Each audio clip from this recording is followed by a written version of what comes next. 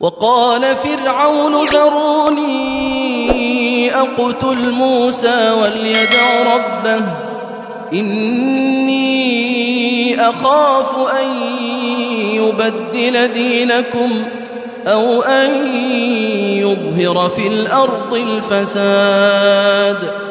وقال موسى إني عذت بربي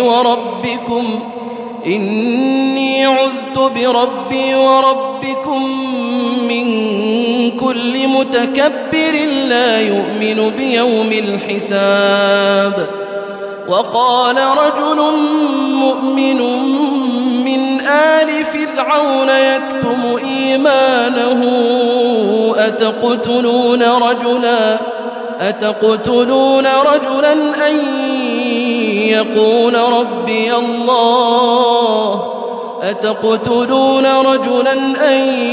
يقول ربي الله وقد جاءكم بالبينات من ربكم وإن يك كاذبا فعليه كذبه وإن يك صادقا يصبكم بعض الذي يعدكم إن الله لا يهدي من هو مسرف كذاب.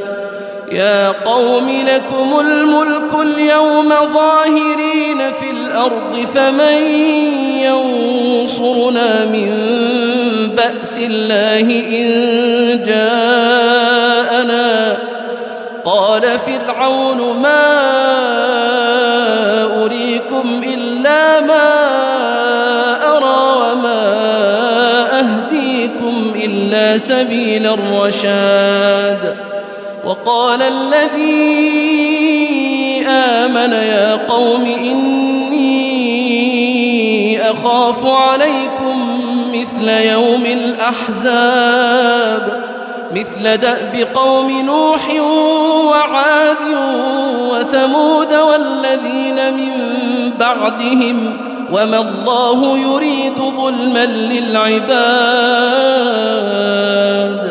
ويا قوم أخاف عليكم يوم التناد يوم تولون مدبرين ما لكم من الله من عاصم ومن يضلل الله فما له من هاد. ولقد جاءكم يوسف من قبل بالبينات فما زلتم في شك مما جاءكم به حتى إذا هلك قلتم لن يبعث الله من بعده رسولا كذلك يضل الله من هو مسرف مرتاب.